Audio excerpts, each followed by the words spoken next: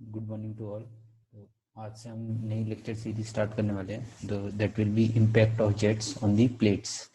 तो ये लेक्चर हमारे लिए इम्पोर्टेंट इसलिए है कि जो भी मोमेंटम प्रिंसिपल हम जहाँ जहाँ अप्लाई करते हैं वहाँ पे इस तरह की इक्वेशन बार बार निकालने को यूज होती है। और प्लस जो भी हम मशीन्स वगैरह पढ़ते हैं उसमें कहीं ना कहीं चाहे सेंट्रीफ्यूगल पंप पढ़ेंगे, चाहे टरबाइन, पेल्टन व्हील टरबाइन, चाहे फ्रांसिस टरबाइन, उसमें क्या होता है इम्पैक्ट ऑफ जेट वाली जो इक्वेशंस होती हैं और जो इनमें ड्राइव फॉर्मूले होते हैं उनका यूज होता है। तो बेसिक इम्पैक्ट ऑफ जेट का आना बहुत ज्यादा जरूरी है। कोशिश करेंगे कि 4 to 5 लेक्चर में हम क्या करें, इम्पैक्ट ऑफ जेट को कवर करें। 4 to 5 लेक्चर में डिफरेंट टाइप ऑफ मैं बताऊंगा कि कौन कौन सी प्लेट्स पे जब डिफरेंट प्लेट्स पे जब जेट स्ट्राइक करता है तो डिफरेंट फोर्सेस जनरेट होती हैं, वो कैसे जनरेट होती है, कैसे उनको ड्राइव किया जाता है।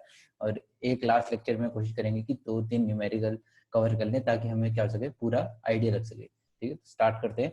तो जिस तरह ये इमेज क्या है, एक एपरेटस होता है, इम्पैक्ट ऑफ जेट का एपरेटस होता है। ये एक नोजल लगी हुई है और ये क्या कर रहा है, स्ट्राइक करता है। इस जैसे ये कर्व्ड एक प्लेट है, उस पर स्ट्राइक करेगा तो ऑब्वियसली ये सिस्टम क्या करेगा, ऊपर को मूव करेगा। तो यहाँ से हम कैलकुलेट करते हैं। तो ये क्या एक्सपेरिमेंटल मेथड है हमारे पास इम्पैक्ट ऑफ जेट को निकालने के लिए। होपफुली जिन लोगों ने मशीन की लैब अटेंड करी हुई उन्होंने देखा होगा। तो फर्स्ट इम्पैक्ट ऑफ जेट पढ़ने से पहले जो चीज हमें पता होनी चाहिए वो होता है मोमेंटम प्रिंसिपल की। व्हाट इज मोमेंटम प्रिंसिपल, क्या होता है हमारे पास मोमेंटम प्रिंसिपल इज, हम ये कह सकते हैं कि it is based upon the law of conservation of momentum. That is final और इनिशियल मोमेंटम अगर चेंज होता है हमारे पास तो वो डायरेक्टली किस में चेंज हो जाएगा, it will change into external force. तो जो डेफिनेशन होती है, अगर बुकिश डेफिनेशन की तरफ हम देखें तो हम ये कह सकते हैं कि momentum principle states that all the external force in a given direction will be equal to change in the momentum flux in that direction। तो किसी भी डायरेक्शन की अगर हम बात करेंगे, जैसे अगर इस तरह से मैंने क्या किया, एक पाइप बनाया, मान लो एक क्या है कन्वर्जिंग पाइप बनाया जिसका डाया क्या कर रहा है, हमेशा डिक्रीज कर रहा है। तो this is your converging pipe. ये अगर इसकी सेंटर लाइन में ड्रॉ करने की कोशिश कर रहा हूँ तो ये अगर इसकी सेंटर लाइन है, तो अगर यहाँ पे मैं देखता हूँ कि मुझे इस डायरेक्शन में एक फोर्स निकालनी है, मैं कह रहा हूँ कि ये जो वाटर मूव कर रहा है, एफ फोर्स एक्सर्ट कर रहा है हमारे पाइप पे, तो F force will be equal to net momentum change in net momentum flux. तो that is momentum flux going out, जिसको मैं एमओ लिखता हूँ, और momentum flux going into the system, that is M I. तो अगर मुझे फोर्स निकालनी है तो यहाँ पे एक ही एक्सटर्नल फोर्स लग रही है, कितनी है, force F is equal to M naught minus M I. So this is your momentum principle. ये सबने फ्लूइड मैकेनिक्स में कवर कर रखा होगा पहले। तो मोमेंटम, हमें याद ध्यान रखना है कि मोमेंटम प्रिंसिपल हमें हमेशा अप्लाई करना आना चाहिए, क्योंकि इम्पैक्ट ऑफ जेट में सारी चीजों में हमें क्या करना है, केवल और केवल मोमेंटम प्रिंसिपल ही अप्लाई करना है। अगर हम मोमेंटम प्रिंसिपल अप्लाई कर सकते हैं तो हम क्या कर पाएंगे, हमेशा फॉर्मूला लगा पाएंगे। जैसे यहाँ पे भी लिखा हुआ है net external force, that is all external force will be equal to net momentum change in momentum flux. अब मोमेंटम फ्लक्स एक्चुअली हम लिखते कैसे हैं, मोमेंटम फ्लक्स हम फ्लूइड मैकेनिक्स से केस में हम कैसे लिखते हैं, rho into Q into V. ये टर्म हमारे पास क्या कहलाता है, मोमेंटम फ्लक्स की बात करता है। अगर इसको चेंज करोगे तो ये क्या आएगा, rate of change of mass निकल के आएगा। दैट इज, अगर हम इसको देखेंगे तो क्या आएगा, मास पर सेकंड का एक वैल्यू निकल के आएगी यहाँ से। ठीक है, इसकी यूनिट तुम निकाल सकते हो। अगर मल्टीपल पाइप सिस्टम होगा जहाँ पे मल्टीपल इनलेट मल्टीपल आउटलेट होता है, वहां पे भी सेम यही चीज होती है, बस डायरेक्शन को हमें चेक करना होता है कि कहाँ से वाटर इन कर रहा है, कहाँ से आउट कर रहा है। होपफुली ये इतना सबको पता है। तो इस ये मानते हुए हम क्या करते हैं, आगे मूव करते हैं। तो जब हम इम्पैक्ट ऑफ जेट की बात करते हैं तो इम्पैक्ट ऑफ जेट में हमारे पास बहुत सारे प्लेट्स, डिफरेंट प्लेट्स की कंडीशन आती है। जैसे मेनली हम इसे दो पार्ट में कैटेगराइज कर सकते हैं, 1 और 2 अगर मैं देखूंगा तो एक होगा हमारे पास स्टेशनरी प्लेट की हम बात करेंगे, और एक हम मूविंग प्लेट की बात करेंगे। तो दो प्रकार से हम इसे कैटेगराइज करते हैं, स्टेशनरी एंड मूविंग। स्टेशनरी में भी अगर हम देखेंगे तो हम दो तरीके से, दो जगह पे इम्पैक्ट ऑफ जेट निकालते हैं। एक तो हमारे पास जब हम फ्लैट प्लेट की बात करेंगे, जब हमारे पास प्लेट क्या है, जैसे ये प्लेट एक दिख रही है तो this is your flat plate, और एक दूसरी क्या है, कर्व्ड प्लेट की हम बात करेंगे। ठीक है, सिमिलरली इसमें फिर से दो कैटेगरी हम फॉर्मूला ड्राइव करने की कोशिश करेंगे, same flat plate and curved plate. तो this is flat plate, stationary flat plate, stationary curved plate, similarly moving flat plate and moving curved plate. तो ये केसेस हम कवर करने की कोशिश करेंगे इस लेक्चर सीरीज में। तो let us start with first cases, stationary vertical flat plate. देखो इसका क्या मतलब है, हमारे पास वर्टिकल वर्ड यहाँ पे, वर्टिकल का मतलब है कि नॉर्मल टू दी जेट। ठीक है, ये वाला वर्टिकल नहीं है। तो अब ये पहले समझने की कोशिश करते हैं। ये इस तरह से क्या एक प्लेट दिख रहा होगा जिसपे क्या हैच हैच ये बना रखा है, ये हैच जो बना रखा है it is showing your plate. इस डायरेक्शन से वाटर क्या कर रहा है, इस डायरेक्शन से वाटर या जेट स्ट्राइक कर रहा है। तो इससे पहले थोड़ा ये देख लेते कि जेट होता क्या है और नोजल क्या होता है। ठीक है, वैसे पता ही होगा सबको, पर जेट क्या होता है। अब हम पहले नोजल समझ लेते हैं। Decreasing diameter of the pipe, जिस पाइप के एंड पे डिक्रीजिंग डाया इस तरह से लगा रहता है, इस पोर्शन को हम क्या कहते हैं, दिस इज योर नोजल। ये क्या कहलाता है, नोजल कहलाता है। डाया क्या कर रहा है, डिक्रीज कर रहा है, कन्वर्जिंग सेक्शन है। इससे जो वाटर निकलता है, इससे जो वाटर निकलता है वो क्या कहलाता है हमारे पास, जेट कहलाता है। तो हम हमेशा जो आगे देखते हैं उसमें हम क्या करेंगे, हम ये मान के चलते हैं कि इस जेट का डाया कितना है, ये डी है। ठीक है, ये सारी चीजें सेम रहेंगी, आगे जितनी भी डेरिवेशन करिए ये अजम्पशन और ये जो मैं भी समझा रहा हूँ ये सेम रहेगा। तो इसका क्या है, डाया हम डी मान के चलते हैं। इसका डाया डी, अगर दिख रहा होगा शायद, तो ये क्या है, एक डाया डी। तो ये जेट हम जो मानते हैं वो क्या मानते हैं, सर्कुलर इन शेप मानते हैं। तो अगर मुझे जेट का कभी एरिया निकालने को पूछ लिया जाए कि अगर what is the area of the jet, तो area of the jet will be equal to, क्या होता है, सर्कल का एरिया मुझे निकालना हो तो क्या हो जाएगा, पाई बाय 4 डी स्क्वायर। क्या हो जाएगा, pi by 4, area will be equal to pi by 4 D square. तो यही हो रहा है हमारे पास, यहाँ से एक जेट स्ट्राइक कर रहा है, वो क्या हो रहा है, दो पार्ट में डिवाइड हो जा रहा है। ठीक है, दो पार्ट में डिवाइड हो जा रहा है। अब हम क्या देखते हैं, अजम्पशन देखते हैं।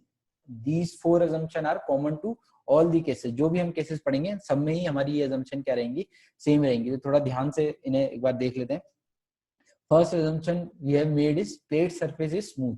हमारे प्लेट की सरफेस है, जहां पे हमारा जेट स्ट्राइक कर रहा होगा वो क्या है, स्मूथ सरफेस है। इसका क्या मतलब है, अगर स्मूथ सरफेस है तो वाटर अगर स्ट्राइक कर रहा है तो friction between the plate and the water can be neglected, friction between the plate and the jet can be neglected. तो this is our first assumption। हमारे पास क्या होगी, पहली assumption होगी। अगर हम सेकंड assumption देखते हैं, there will be no energy loss due to impact. तो वाटर जब यहाँ पे स्ट्राइक करेगा, सडनली अगर वाटर स्ट्राइक करता है तो ऑब्वियसली अगर देखेंगे तो इन इलास्टिक कोलिजन के कारण हमारे पास क्या होगा, कुछ ना कुछ लॉसेज आएंगे। पर ये लॉसेज हम पहले से ही क्या कर लेते हैं, नेग्लेक्ट कर लेते हैं। तो no energy loss due to impact of jet. तो थर्ड assumption इज डिफरेंस। ये assumption हमारे पास थोड़ा इंपॉर्टेंट है, पहले इरेज कर लेते हैं, फिर देखते हैं। Difference in elevation of incoming jet and outgoing jet is neglected.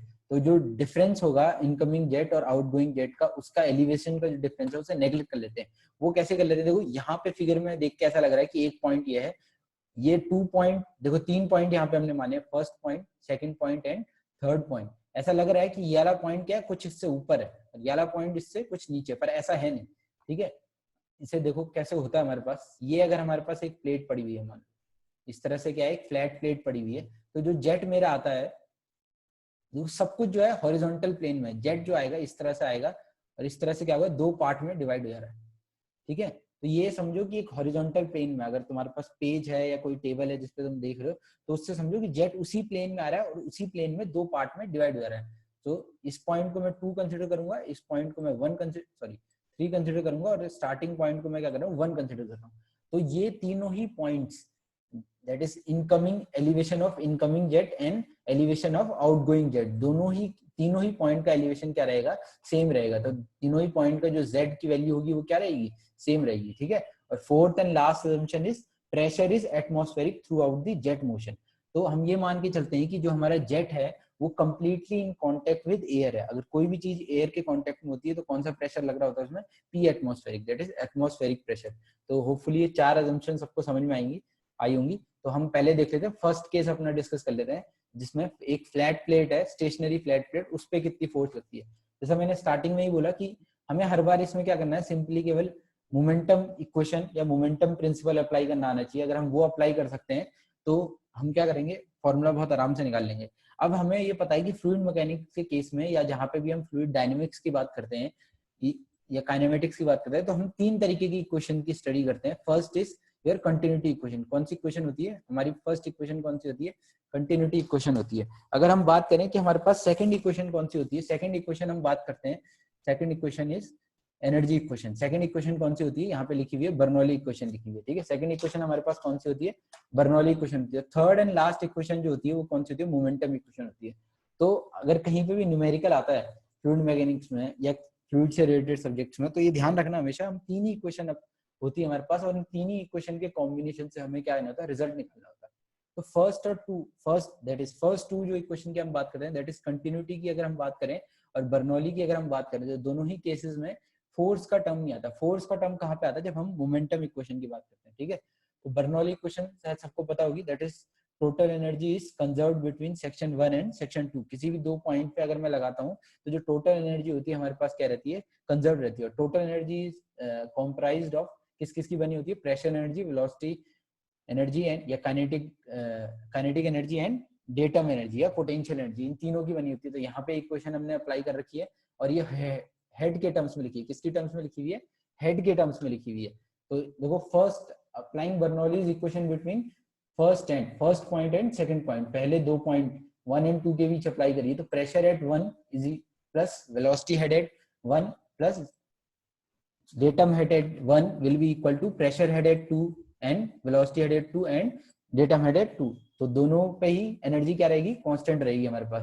देखो P1 और P2 ये दोनों ही बराबर रहेंगे। क्यों, क्योंकि अभी अजम्पशन में हमने देखा था एटमॉस्फेरिक प्रेशर अप्लाई होता है जेट के सारे ही मोशन में, सब जगह। Z1 और Z2 भी बराबर रहेंगे क्योंकि इनकमिंग और आउटगोइंग पॉइंट्स का जो एलिवेशन का डिफरेंस था उसे नेग्लेक्ट किया था। तो Z1 और Z2 हमारे पास क्या हो जाएंगे, बराबर हो जाएंगे।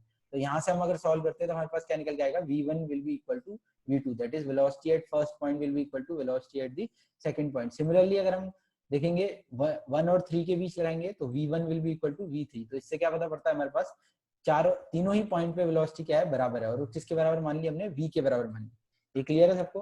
देखो अब हमें जो फोर्स निकालनी है वो किस पे निकालनी है, इस प्लेट पे निकालनी है। तो अगर यहाँ पे मैं कंट्रोल वॉल्यूम बनाने की कोशिश करता हूँ, यहाँ पे अगर एक कंट्रोल वॉल्यूम इस तरह से मैं एक कंट्रोल वॉल्यूम चूज करता हूँ, ठीक है, ये मैंने क्या किया, एक कंट्रोल वॉल्यूम चूज किया। तो अगर ये कंट्रोल वॉल्यूम में चूज करता हूँ तो मैं क्या देख सकता हूँ कि जेट को मैं अलग ड्रॉ कर सकता हूँ। यहाँ पे अगर मैं जेट को इस तरह से क्या करता हूँ, अलग ड्रॉ कर लेता हूँ, ठीक है, ये मेरा जेट हो गया, इतने को मैंने अलग मान लिया और इस प्लेट को मैं अलग तरीके से अब अलग देख रहा हूँ। देखो अगर हम यहाँ पे देखेंगे तो होगा क्या हमारे पास कि ये जो जेट होगा वो क्या कर रहा होगा, इस पे एक फोर्स लगा रहा होगा, ठीक है। सिमिलरली ये जो प्लेट होगी ये वही फोर्स न्यूटन थर्ड लॉ के अकॉर्डिंग क्या कर रही होगी, एक रिएक्शन दे रही होगी, वो क्या होगी, बराबर होगी। बस दोनों का डायरेक्शन क्या होगा, अपोजिट होगा। तो यहाँ पे मैंने क्या है, इस तरह से कंट्रोल वॉल्यूम मान लिया है। मोमेंटम इक्वेशन अप्लाई करने से पहले हम क्या करते हैं, कंट्रोल वॉल्यूम को अज्यूम करते हैं। This is our CV। ये मैंने क्या मान लिया, कंट्रोल वॉल्यूम मान लिया। इस कंट्रोल वॉल्यूम में अब क्या अप्लाई कर रहा हूँ मैं, मोमेंटम इक्वेशन अप्लाई कर रहा हूँ। तो मोमेंटम इक्वेशन हमने कैसे अप्लाई करी कि net external force upon this control volume कितनी होगी, नेट एक्सटर्नल फोर्स F। और इसकी डायरेक्शन क्या है, अगर इस डायरेक्शन को मैंने पॉजिटिव x माना है तो ये जो डायरेक्शन होगी फोर्स की क्या होगी, -F होगी। तो नेट एक्सटर्नल फोर्स हमारे पास कितना हो गया, -F हो गया, ठीक है।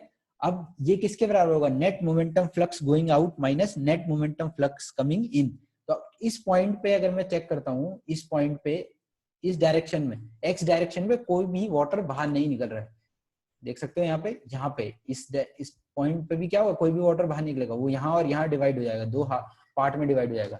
तो that is net velocity going out कितनी होगी, देखो मोमेंटम फ्लक्स अभी देखा कैसे लिख सकते हैं, rho into Q into V out. Momentum flux going out क्या लिख सकते हैं, तो रो इंटू क्यू तो हमने कॉमन निकाल लिया क्योंकि density of water and discharge quantity क्या रहेगी, सेम रहेगी। तो ये हमने क्या निकाल लिया, बाहर निकाल लिया। तो ये नेट वेलोसिटी गोइंग आउट कितनी होगी, velocity going out from the system कितनी होगी, 0 होगी, इन एक्स डायरेक्शन की हम बात कर रहे हैं, ठीक है। तो नेट वेलोसिटी कमिंग इन इस डायरेक्शन में कितनी वेलोसिटी आ रही थी, V1। और V1 किसके बराबर है हमारे पास, V के बराबर है। V1 किसके बराबर है हमारे पास, V के बराबर हो गया। तो यहाँ पे अगर इसे हम सॉल्व करेंगे, इस चीज को हम सॉल्व करते हैं तो हमें क्या निकल के आएगा, F is equal to rho into Q into V. क्या निकल के आया, density of water multiply by discharge multiply by velocity. अब देखो डिस्चार्ज को हम क्या लिख सकते हैं, discharge of the jet will be equal to discharge of the jet. अगर मुझे लिखना है यहाँ पे तो हम डिस्चार्ज कैसे लिख सकते हैं, एरिया इंटू वेलोसिटी। देखो वेलोसिटी तो v होगी और एरिया को यहाँ क्या किया है, जेट के एरिया को स्मॉल a से माना हुआ है। क्या किससे माना हुआ है, स्मॉल a। तो फाइनल फॉर्मूला जो हमारे पास निकल के आ गया, force on the stationary plate, वो क्या आ गया, स्टेशनरी वर्टिकल प्लेट क्या आ गया, force will be equal to rho into a into V square. ये क्लियर है सबको। नेक्स्ट इसका हम देख लेते हैं टाइप। जैसे मैंने कहा था स्टेशनरी प्लेट में भी अगर हम फ्लैट प्लेट की बात करते हैं तो फ्लैट प्लेट में भी हमारे पास क्या होते हैं, दो केसेस आते हैं। अभी हमने वर्टिकल प्लेट देखी थी, अब हम क्या देख रहे हैं, इंक्लाइन प्लेट की बात कर रहे हैं। किसकी बात कर रहे हैं हम, इंक्लाइन प्लेट की बात कर रहे हैं। मैंने बोला था अभी वर्टिकल प्लेट का मतलब क्या हो रहा है, वर्टिकल प्लेट का मतलब है कि जो जेट स्ट्राइक कर रहा है इट इज परपेंडिकुलर। यहाँ पे देख सकते हो तुम, प्लेट के क्या परपेंडिकुलर डायरेक्शन में स्ट्राइक कर रहा है, देख सकते हो। नॉर्मल टू दी प्लेट आया है, जो जेट आया it is normal to the plate. यहाँ पे देखेंगे हम तो jet is making some angle with the plate. Jet क्या कर रहा है, कुछ एंगल बना रहा है। जैसे इस एंगल को मैं क्या मान लेता हूँ, जैसे यहाँ पे मान लो this angle is your theta, ये एंगल हमने क्या अज्यूम कर लिया कि जेट जो है it is inclined with theta degree to the plate, ठीक है। नेक्स्ट अगर हम देखो सेम वही चीज है, मैंने जैसे बोला था कि हमें क्या करना है, मोमेंटम इक्वेशन अप्लाई करनी है और कुछ नहीं है इस केस में। अब इस केस में भी अगर हम देखते हैं कि मोमेंटम इक्वेशन में अप्लाई करता हूँ एक्स डायरेक्शन की बात कर रहा हूँ, किस डायरेक्शन की, देखो दो डायरेक्शन हम मान सकते हैं यहाँ पे, this is your X direction and this is your Y direction. Normally जो हम हर जगह मानते हैं आर्बिट्री प्लेन में एक्स और वाई हमने अज्यूम कर लिया। अगर हम एक्स डायरेक्शन की बात करते हैं तो सेम इस डायरेक्शन में हमने क्या मान के चले कि एफ फोर्स लग रही होगी, वही कंट्रोल वॉल्यूम का कंसेप्ट लगाया, तो एफ इज इक्वल टू क्या हो गया, रो इंटू क्यू इंटू, अब वही चीज होगी देखो इस डायरेक्शन में तो कोई वाटर बाहर नहीं जा रहा, तो वेलोसिटी कितनी होगी, जीरो होगी। और जो वाटर देखो एंटर कर रहा है हमारे पास, जो वाटर एंटर कर रहा है, अच्छा यहाँ पे देखो थोड़ा सा चेंज होगा, यहाँ पे क्या चेंज होगा, हम एक्स डायरेक्शन की बात नहीं कर रहे, एक्स डैश डायरेक्शन की बात कर रहे हैं, ठीक है। तो अभी मैं एक्स डायरेक्शन के लिए बाद में बताता हूँ, एक्स डायरेक्शन के लिए कैसे करते हैं, पहले जो कर रखा है उसको देख लेते हैं। हम किसकी बात कर रहे हैं, एक्स डैश डायरेक्शन की बात कर रहे हैं। तो एक्स डैश डायरेक्शन की जब हम बात कर रहे हैं तो हम एक्चुअली क्या कर रहे हैं, इस डायरेक्शन की बात कर रहे हैं। हमने दो नए प्लेन बना लिए, दो नए प्लेन क्या कर लिए, दो नए प्लेन बना लिए। एक तो हमने मान लिया नॉर्मल टू दी प्लेट, ये जो प्लेन है that is your normal to the plate, ठीक है। ये क्या मान लिया हमने, नॉर्मल टू दी प्लेट मान लिया। इसको हमने क्या अज्यूम कर लिया, एक्स डैश अज्यूम कर लिया। और इस डायरेक्शन को हमने क्या अज्यूम कर लिया, वाई डैश अज्यूम कर लिया। तो जैसे हमने अभी यहाँ पे normal to the plate force निकाली थी, यहाँ पे भी हम क्या कोशिश कर रहे हैं, normal to the plate force निकाल सके। तो नॉर्मल टू दी प्लेट क्या होगा, इस डायरेक्शन देखो कोई वाटर बाहर नहीं निकल, नॉर्मल टू दी प्लेट देखो प्लेट को अक्रॉस दी प्लेट तो कोई वाटर वैसे भी बाहर नहीं निकल सकता है, ठीक है, सॉलिड बॉडी है। तो फोर्स क्या हो गया, नेट वेलोसिटी जो बाहर निकलनी थी वो कितनी होगी, जीरो होगी। नेट वेलोसिटी देखो इसका अगर तुम कंपोनेंट लोगे, ये एंगल अभी थीटा बताया, तो इसका जो वाला कंपोनेंट है वो किसके बराबर हो जाएगा, वी साइन थीटा के बराबर हो जाएगा। किसके बराबर हो जाएगा, वी साइन थीटा के बराबर। देखो वही सेम बर्नौली पहले अप्लाई कर सकते हो, बर्नौली अप्लाई करोगे तो तीनों पॉइंट पे वेलोसिटी बराबर हो जाएगी। ये जो यहाँ पे हमने अप्लाई करा था, यहाँ दोबारा से अप्लाई करोगे तो तीनों ही पॉइंट पे क्या हो जाएगी, वेलोसिटी बराबर हो जाएगी, ठीक है। तो ये जो नेट फोर्स निकल के आ गई वो कितने निकल के आ गई, इस केस में इंक्लाइन प्लेट के केस में देखो ये फोर्स जो है वो एक्स डैश डायरेक्शन में, that is normal to the plane है। चाहे तुम इस फोर्स को एफएन लिख सकते हो, क्या लिख सकते हो, normal to the plate. Force normal to the plate is equal to rho into Q into V sine theta के बराबर होगी। अब हम बात करते हैं कंपोनेंट। देखो क्वेश्चन जब भी आएगा वो क्या करेगा, नॉर्मल प्लेन की बात करेगा। जो दो नॉर्मल प्लेन हम पहले से मान के चल रहे थे उनके बारे में ही वो पूछेगा क्वेश्चन। तो क्वेश्चन जो हमारे पास होगा एफ, तो क्वेश्चन जब भी आएगा तो थोड़ा ध्यान देना कि उसने नॉर्मल टू दी प्लेट पूछा है या जो हमारे पास आर्बिट्री पहले से ही एक्स और वाई डिफाइन है उनके बारे में पूछा है। सिंपल है, अगर हमने एक बार एफ एन निकालना सीख लिया तो हम क्या कर सकते हैं, एफ एक्स कैसे निकाल लेंगे हम, F X will be equal to F sine theta और F Y will be equal to F cos theta हो जाएगा। ये क्लियर है सबको। तो यहाँ पे साइन थीटा एक और बार लूंगा तो साइन स्क्वायर थीटा हो जाएगा और कॉस थीटा से मल्टीप्लाई करूंगा तो साइन थीटा कॉस थीटा हो जाएगा। होपफुली सबको समझ में आएगा साइन थीटा कॉस थीटा कैसे है।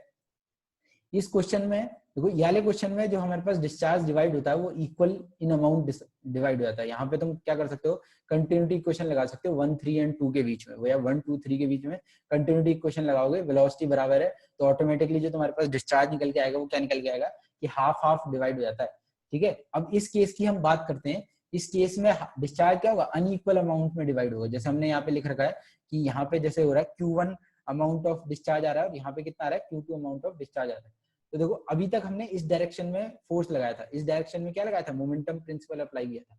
अब हम क्या करेंगे, along the plate momentum principle. Along the plate क्या है, जो वाई डैश डायरेक्शन ली थी, ये जो डायरेक्शन ली थी कौन सी ली थी लास्ट स्लाइड में, वाई डैश डायरेक्शन में हम क्या करते हैं, अलोंग दी प्लेट हम डायरेक्शन अप्लाई करते हैं। तो जैसे हमने देखा था अजम्पशन में कि along the plate there will be no force, क्यों, क्योंकि हम फ्रिक्शन को नेग्लेक्ट कर चुके हैं। तो अगर हम फ्रिक्शन को नेग्लेक्ट कर सकते हैं तो हम पैरेलल टू दी प्लेट या अलोंग दी प्लेट क्या मान के चलेंगे, कोई फोर्स एक्ट नहीं कर रही है। तो मोमेंटम प्रिंसिपल का मतलब से क्या आएगा कि net external force is zero, net external force कितनी होगी, जीरो होगी। अब हम किसकी बात कर रहे हैं कि net momentum flux going out minus net momentum flux coming in. देखो जो इसमें फ्लक्स बाहर निकल रहा है वो दोनों पॉइंट से निकल रहा है, Q1 और Q2 दोनों ही पॉइंट से बाहर निकल रहा है। तो हमने क्या माना, इस डायरेक्शन को अभी पॉजिटिव मान लिया, ठीक है। तो अगर जो net momentum flux going out अगर हम देखते हैं तो क्या हो जाएगा, रो Q1 V minus rho Q2 V। ये हमारे पास क्या होगा, ये वाला जो टर्म है वो it is showing net momentum flux going out of this system, जो सिस्टम से बाहर निकल रहा है फ्लक्स। और ये देखो इस डायरेक्शन की अगर हम बात करते हैं अब इसका हमें क्या करना पड़ेगा, ये एंगल हमारे पास थीटा है और हम जो हमारे मोमेंटम प्रिंसिपल हमने अप्लाई किया वो वाई डैश डायरेक्शन में अप्लाई किया, तो हम इसका क्या ले लेंगे, कॉस कंपोनेंट ले लेंगे। वो किस में, इस डायरेक्शन में आ जाएगा ऑटोमेटिकली। तो हम इसका लेंगे तो क्या हो जाएगा, रो क्यू वी कॉस थीटा, क्या हो जाएगा, रो क्यू वी कॉस थीटा हो जाएगा। यहाँ से जब हम सॉल्व करोगे तो तुम्हारे पास क्या होगी, इक्वेशन बन के आएगी Q1 minus Q2 is equal to Q cos theta. देखो सिंपल है, यहाँ पे देख सकते हो निकल के आ जाएगी। अब सेम हमने क्या किया, कंटिन्यूटी इक्वेशन अप्लाई करी। देखो कंटिन्यूटी इक्वेशन क्या कहती है, it is based upon law of conservation of mass, और वो क्या कहती है, नेट जितना ही मास हमारा एंटर करा उतना ही सिस्टम से बाहर भी निकलेगा। तो जो net rate of momentum enter किया दैट इज Q, और वो दो पार्ट में डिवाइड हो गया, जो बाहर निकल रहा है Q1 प्लस Q2 पार्ट में डिवाइड हो गया। यही चीज देखो यहाँ पे लिखी हुई है, Q1 plus Q2 is equal to Q हो गया हमारे पास। तो दो इक्वेशन बन गई, दो वेरिएबल बन गए। यहाँ से तुम सॉल्व करोगे तो Q1 will be equal to Q by 2 1 plus cos theta, and Q2 will be equal to Q by 2 1 minus cos theta. तो दो फॉर्मूले निकल के आ गए हमारे पास। अब यहाँ पे जिस जैसे ही हमें क्या होगा, थीटा पता होगा, हम यहाँ वैल्यू पुट करेंगे और Q1 और Q2 की रिजल्ट्स को फाइंड कर लेंगे। ठीक है, तो होपफुली ये हमारे पास इस लेक्चर सीरीज का फर्स्ट पार्ट था। तो यहाँ पे हमने क्या किया है, फ्लैट प्लेट की बात करिए। नेक्स्ट लेक्चर में हम कोशिश करेंगे हम क्या करें, कर्व्ड प्लेट को कवर करने की कोशिश करेंगे। ठीक है, तो thank you for watching the lecture.